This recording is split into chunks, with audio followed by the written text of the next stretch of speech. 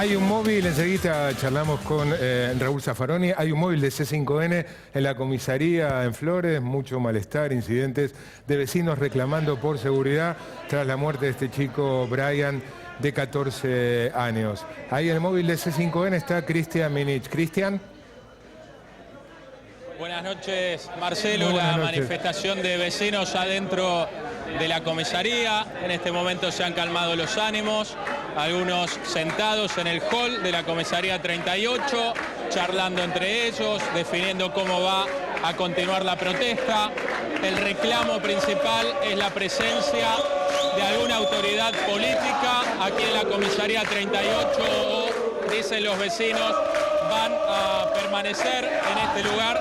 Ustedes pueden escuchar las manifestaciones. Más temprano hubo conversaciones con el comisario inspector, quien comentó a los vecinos que ha pedido reforzar la seguridad del barrio. Aquí van a permanecer, reitero, el reclamo es la presencia de una autoridad política, o van a continuar manifestándose dentro de la comisaría reclamando por mayor seguridad, justicia por Brian, el joven asesinado, y también se remarcan muchos hechos que ocurren a diario en el barrio de Flores. Gracias, Cristian. Bueno, si hay más novedades, volvemos a tomar contacto de inmediato. Raúl, gracias por venir. No, al contrario, te agradezco muchísimo. ¿Cómo observas esto que está pasando? Bueno, creo que las personas se van dando cuenta, de que es lo que siempre dije, ¿no? Cuidado con las estafas, cuidado con, en materia de seguridad no se puede jugar. Cuidado con estafar a la gente diciendo, no, vamos a hacer una ley, subimos 5 años más, subimos 10 años más, una pena, una combinación penal. No, con papelitos no se resuelve el problema. Cuando llega el derecho penal, ya el muerto está muerto. Esto se resuelve con prevención y se resuelve con medidas de seguridad. Se resuelve investigando qué pasa en cada lado, se resuelve trabajando seriamente sobre los hechos. No es cuestión de ir a recoger cadáveres.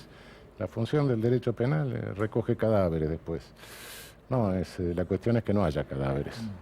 ¿Qué experiencia tuviste con las fuerzas policiales mientras estabas en la corte o en el Poder Judicial en general? El Poder Judicial en general, la fuerza policial depende de quién la comande, depende cómo esté organizada. En general depende de la estructura. La Policía Federal en la Ciudad de Buenos Aires estaba siempre mucho más controlada judicialmente que la Policía de la Provincia de Buenos Aires por una cuestión institucional.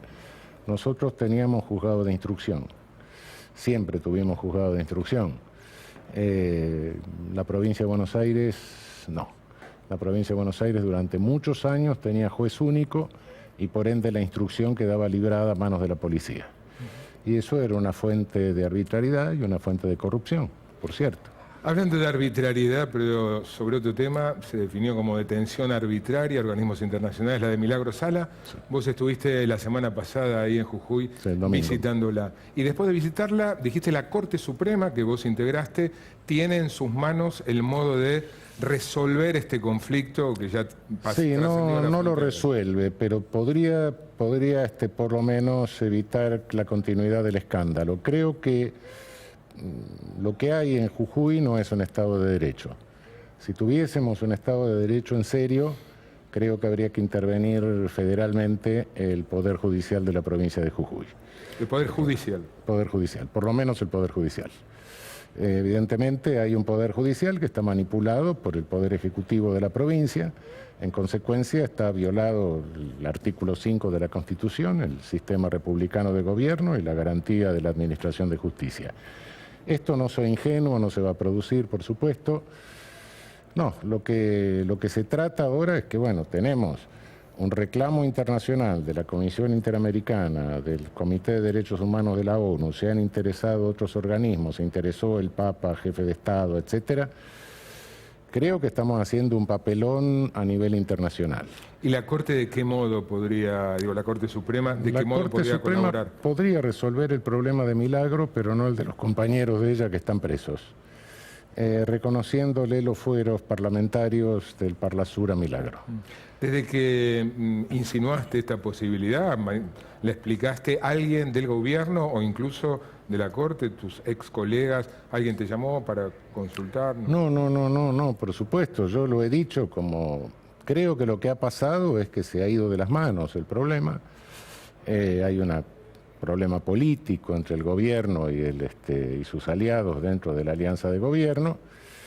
Creyeron que esto era algo bastante simple. Esto se ha convertido en un problema de tipo ya internacional, de imagen de nuestra República. Y bueno, y da la impresión de que nadie sabe cómo salir del problema. De modo que creo que la salida quizá más barata, digamos, políticamente, más discreta para el gobierno, sería una decisión de la Corte Suprema que le reconozca los fueros. Insisto que esto no resuelve el problema, ¿no? Por los compañeros de Milagro Sala detenidos. Conociendo al menos parte de los integrantes de la Corte, ¿crees que hay alguna chance que eso ocurra? ¿Lo descartás por completo? Sí, no lo descarto. No, tampoco lo afirmo, ¿no? Pero bueno, está claro.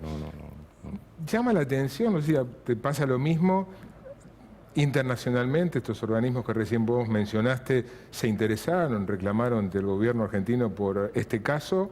Hay, por supuesto, muchos dirigentes políticos, algunos fueron a Jujuy, sí, otros desde otros lugares del país. Bueno, el fin de semana en Navidad estuvo el gobernador de San Luis.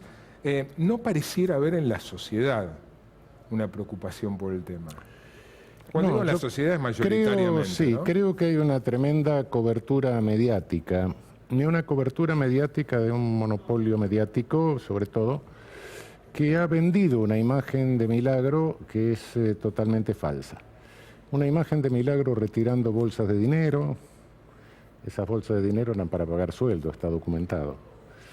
Una imagen de una compañera de Milagro a la que le secuestran 12.000 pesos y le fotografían los 12.000 pesos, los había cobrado un rato antes en el banco. Milagro comprando autos, sí, compraron autos para rifar, se rifaba un auto por año. En fin, cosas por el estilo. Naturalmente, si a la sociedad se le muestra todo eso y se le dice, bueno, esto es robo, bueno, claro, se está vendiendo una imagen totalmente distorsionada. ¿Totalmente distorsionada? Sí. Yo no, es muy posible, y yo no creo que Milagro haya robado nunca nada, pero es muy posible que haya tenido una administración desprolija, es posible. He tenido un libro, pongo y saco, no sé. Bueno. Eso, en última instancia, configura un delito de administración fraudulenta, y habría que hacer los peritajes, etc. Una administración fraudulenta se prueba documentalmente directamente. Y después de un año, Milagro no podría obstaculizar esa investigación. Y además, no creo que en el país haya nadie en prisión preventiva procesado por administración fraudulenta. Es un delito perfectamente excarcelable. Volviendo, Raúl, al tema de la Corte. Habiendo integrado la Corte y habiendo sido colega en la Corte de Lorenzetti, ¿qué lectura haces, qué explicación tenés a el enfrentamiento de Elisa Carrió y algunos otros funcionarios o allegados del gobierno puntualmente con el titular de la Corte? No, bueno, yo no quiero opinar sobre ninguno de los colegas. Nosotros durante años hemos convivido, hemos coexistido.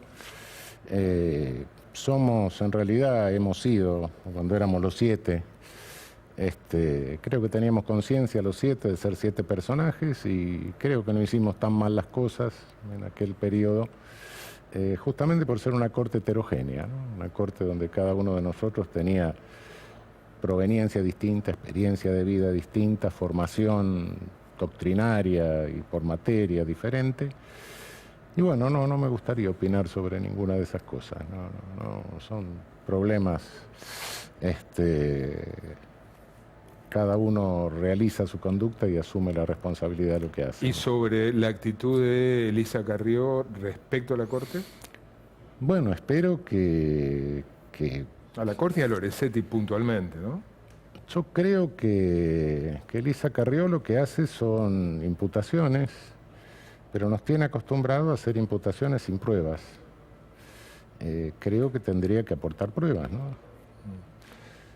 sos un muy prestigioso penalista y como tal te pregunto, uno observa, hay mucha insatisfacción en general por el funcionamiento del Poder Judicial. Bueno, vos lo calificaste demencial, pues quiero ir a eso. Pero la sociedad está muy disconforme. Y entre otras cosas está disconforme, entre otras cosas, por la falta de condena por hechos de corrupción. Uno observa que en Brasil, por hechos de corrupción, un juez ha condenado y está preso muy importantes empresarios, funcionarios, y juega ahí un papel muy importante la figura de la delación premiada, ¿sí? Arrepentidos, gente que confiesa, colabora con la justicia. Se han metido en un lío en Brasil que no sé cómo van a salir. ¿Por qué? Porque han inventado la delación premiada. La delación premiada no es un invento, por supuesto, es algo que se trae de la Edad Media, más o menos. Es derecho premoderno, digamos, ¿no? Ya contra eso hablaba Beccaria en 1700. El resultado de la delación premiada es claro. Si tenés un corrupto, el cohecho, la coima para hablar claramente, no es un delito solo por parte del que recibe, sino también por parte del que ofrece. Entonces, lo que ha pasado es que los que recibieron empezaron a decir quién les había pagado. Y en consecuencia, ahora lo que se trata de hacer y lo que tratan de parar en Brasil es la operación Lava Jato. ¿Para qué? Para salvar a los que coimean. Pero aquí es... Han entrado en un juego, justamente lo que se quiso hacer inmediatamente de la deposición de Dilma fue parar la operación Lava Jato. Justamente por eso, pero no estaba comprometiendo a todo el empresariado. Pero no ha seguido avanzando y de hecho el dueño de Odebrecht ha seguido denunciando. Sí, ese es el problema que tienen en este momento. Y lo que quieren, la pugna que hay es cómo parar eso. Porque le compromete toda la actividad económica. Ese fue el problema. ¿Y por qué no te parece útil? No, útil no. La figura, digo. No, la figura es una figura, realmente no me parece útil porque alguien a quien se está beneficiando, quien está negociando, no es nadie que está arrepentido. Quien está negociando es alguien que negocia su propia impunidad, realmente. Y no vale la pena a cambio de la verdad, de que se conozcan hechos, no. La verdad se conoce y la verdad, si se quiere controlar la corrupción, la forma de controlar la corrupción es perfeccionar la institucionalización, poner controles. En los países donde se controla la corrupción es porque hay controles. En los países donde no se controla es porque no hay controles. Y cuando tenés un sistema de pesos y contrapesos que falla, y bueno, no hay controles. Ese es el asunto. Recién recordaba, ¿no? Caracterizaste a la justicia argentina como al Poder Judicial, como demencial. La estructura que tenemos sí es demencial. Es una estructura irracional. Te desafío que mires cualquier constitución, más o menos, la italiana, la alemana, pero no solo de Europa, sino Colombia o Costa Rica. Y vas a ver estructuras un poco más racionales que la nuestra. Algunas, nada es perfecto, pero bueno, la nuestra es claramente imperfecta. Tenemos códigos únicos en todo el país, a diferencia de Estados Unidos, que tiene código por provincia, nosotros tenemos código único, con 25 posibles interpretaciones diferentes que nadie unifica de alguna manera. Es decir, que algo puede ser delito de un lado de un puente y del otro lado del puente me dan una medalla. Independientemente de eso, tenemos 5 personas que son la última instancia de todos los juicios, de todas las materias que hay en el país, siempre y cuando se propongan serlo. Porque si no, ponen un sello y dicen no me interesa. Bueno, ya con esas dos cosas. Primero, la concentración de poder de carácter poco republicano. Y segundo... ¿No son así las cortes en la mayoría de los países? No. Tenemos una estructura más moderna, es tener una corte constitucional con nombramientos cruzados, con renovación periódica cada 3 años más o menos y periodos, ¿no? Y que cuando declara la inconstitucionalidad de una ley, la ley pierde vigencia. Acá declaramos la inconstitucionalidad de una ley, cualquier juez lo puede hacer, lo cual es otra anarquía. Llega a la Corte Suprema después de años la Corte Suprema declara la inconstitucionalidad, los jueces siguen decidiendo lo que quieren y el único efecto que tiene esa declaración de la Corte es que no se aplica el caso, nada más. Sigue vigente la ley, en consecuencia se sigue aplicando, por más que se haya declarado inconstitucional, no tenemos forma de parar la vigencia de una ley inconstitucional. Dijiste que Cristina, expresidenta, está siendo sometida a persecución política y judicial. ¿Excluís que, afirmando eso, excluís que ella puede verse comprometida en una causa judicial con la suficiente...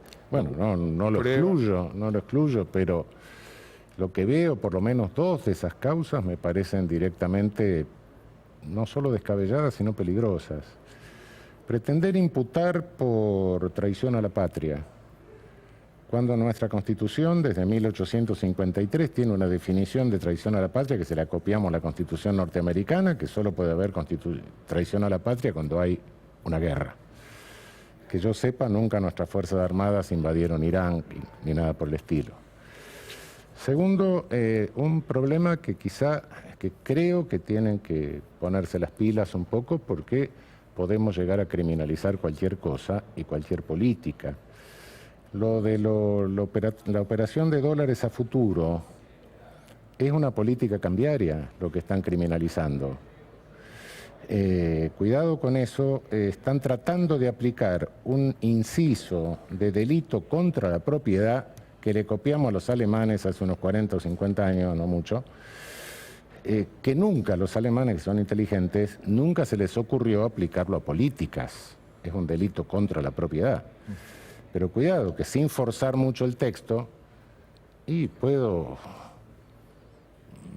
incorporar a eso la supresión de las retenciones, por ejemplo. No hay medida económica que no beneficie a alguien y perjudique a otro. Eso es la política económica, es así que vamos a hacer, es política. No es judicializable. Pero no es judicializable. Cuidado que están tocando el hacha ahí y la están agarrando por el lado del filo. A los alemanes nunca se le ocurrió eso, acá en la Argentina tampoco, hasta ahora no se le había ocurrido a nadie, porque vamos a tener a todos los ministros procesados, y no me importa el color político, no. Vamos a tener a todos los jefes de Estado procesados. Eso, cuidado, creo que están ahí, por lo menos en esas dos causas, creo que desde el punto de vista jurídico se salieron del sistema planetario. Y no sé si se han salido directamente del universo, ¿no? Se escucha y se lee con frecuencia sugerencias de modificar el calendario electoral, en concreto, que se vuelva a votar cada 6 años, fundamentalmente quienes argumentan para que no haya votaciones cada 2 por la elección de medio término. ¿Qué opinas sobre eso? Detrás de eso está el argumento de que en un año electoral hay más tendencia a la demagogia. No sé, creo que una elección, lo que pasa es que estamos votando cada año, que eso es lo grave, pero cada 2 años es más o menos razonable.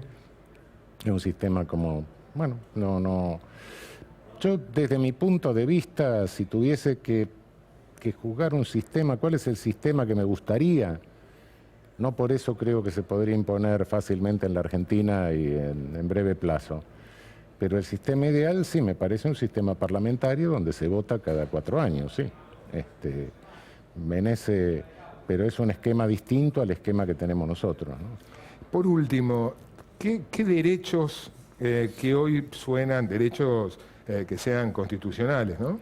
Que hoy puedan resultar disparatados o utópicos, pensás que en 20, 30 años o en 50 años van a ser tomados con naturalidad como debería ser? Bueno, creo que una de las cuestiones fundamentales antes de 50 años o antes de no sé cuántos, en este siglo, sin lugar a dudas, la cuestión fundamental que tenemos es el medio ambiente, la destrucción del medio ambiente, que no es una crisis ambiental, sino, como dice el Papa, es una crisis socioambiental. Estamos teniendo en el mundo 2/3 de población en estado de necesidad, algunos de necesidad de supervivencia, y 1/3 de la población mundial que consume lo que no necesita para vivir, pero para satisfacer esa necesidad suntuaria estamos destruyendo aceleradamente, deteriorando aceleradamente las condiciones de habitabilidad humana del planeta. Yo creo que eso, en un término no tan largo, no creo que 50 años, creo que mucho antes, vamos a tener que poner eso como prioridad. Es decir, supervivencia de la especie, ¿no? No es broma. Hasta ahora los errores habían matado unos cuantos millones, pero este límite no se había planteado. Raúl, gracias por venir. No, al contrario, muchísimas gracias. Vamos a un corte y cuando volvamos, José Nathanson se va a dedicar a la que fue elegido por otra revista muy importante como la palabra del año. Suspenso, ya te vas a enterar cuál es.